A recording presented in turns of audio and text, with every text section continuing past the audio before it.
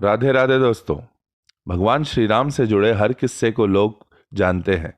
रामायण के सारे चरित्रों के बारे में भी सभी लोग जानते हैं। सबको पता है कि भगवान राम के 3 भाई थे, लक्ष्मण, भरत और शत्रुघ्न। लेकिन बहुत कम लोग जानते होंगे कि भगवान राम की एक बहन भी थी जिनका नाम शांता था।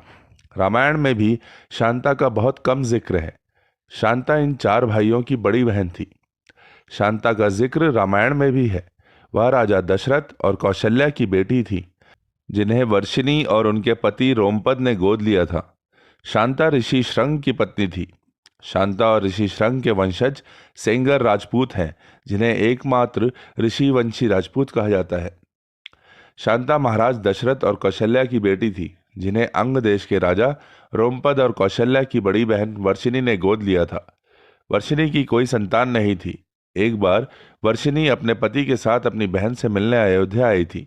वर्षिनी ने मजाक में शांता को गोद लेने की इच्छा जताई। वर्षिनी की ये बात सुनकर राजा दशरथ ने उन्हें अपनी बेटी शांता को गोद देने का वचन दिया और इस तरह शांता अंग देश की राजकुमारी बन गई। शांता के बाद राजा दशरथ की कोई संतान नहीं थी। वो एक पुत्र चाहते थे जो उनके राजवंश को आगे बढ़ाए। उन्होंने ऋषि श्रंग को पुत्र कामेष्टि यज्ञ करने के लिए बुलाया, जिसके परिणाम स्वरूप राम, भरत और जुड़वां लक्ष्मण और शत्रुघ्न का जन्म हुआ। शांता को वेद, कला और शिल्प का अनूठा ज्ञान था। वह बहुत सुंदर थी। एक दिन राजा रोमपद शांता के साथ बातचीत में व्यस्त थे। तभी एक ब्राह्मण मानसून के दिनों में राजा से खेती में मदद मांगने आया। रोमपद ने ब्राह्मण की याचना पर ध्यान नहीं दिया। अपनी उपेक्षा से नाराज ब्राह्मण वहां से चले गए। वर्षा के देव इंद्रदेव भी अपने भक्त के इस अपमान से नाराज हो गए। इसलिए मानसून के मौसम में वहां बहुत कम वर्षा होती थी। सूखा पड़ने से वहां हाहाकार मच गया। इस समस्या से मुक्ति पाने के लिए रोमपद ऋषि श्रंग के पास गए। रोमपद ऋषि श्रंग से यज्ञ करने की विनती करते हैं। ऋषि श्रंग के कहे अनुसार यज्ञ किया जाता है, जिसके बाद अंग देश में वर्षा शुरू होती है और सूखे की समस्या खत्म हो जाती है। इससे प्रसन्न होकर रोमपद ने अपनी पुत्री शांता का विवाह ऋषि श्रंग से कर दिया। रामायण के कई पात्रों की कहानियों की तरह शांता के बारे में भी विभिन्न मत हैं। एक मत के अनुसार राम को जन्म देने से पहले कौशल्या की एक बेटी थी, जिसका नाम शांता था। चूंकि वह एक लड़की थी और सिंहासन पर नहीं बैठ सकती थी, इसीलिए उन्होंने शांता को एक ऋषि को गोद दे दिया। ऋषि ने उन्हें पाल पोस कर बड़ा किया और ऋषि श्रंग के साथ उनका विवाह किया।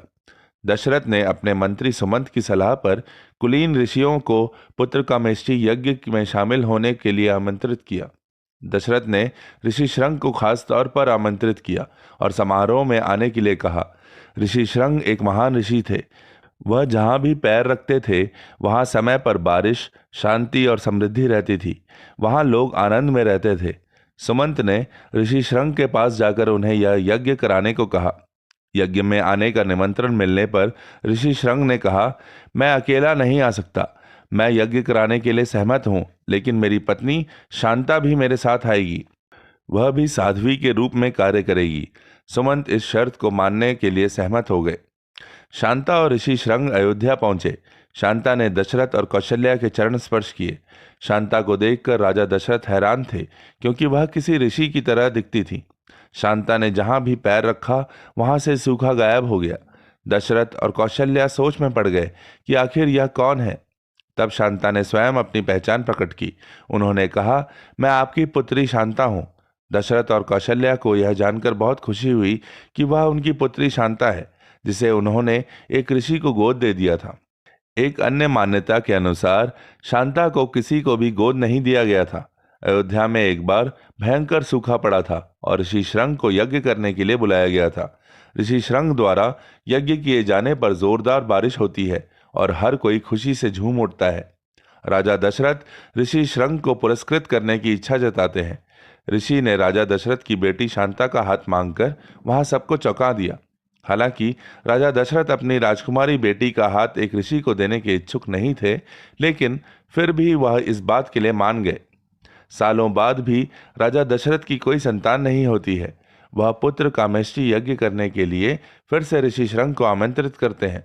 यज्ञ कराने के बाद ऋषि श्रंग रानियों को प्रसाद खाने को देते हैं और इस तरह अयोध्या में राजकुमारों का जन्म होता है।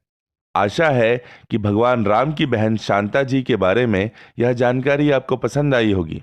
आगे भी ऐसी ही जानकारी के लिए हमसे जुड़े रहिए और कहते रहिए राधे राधे।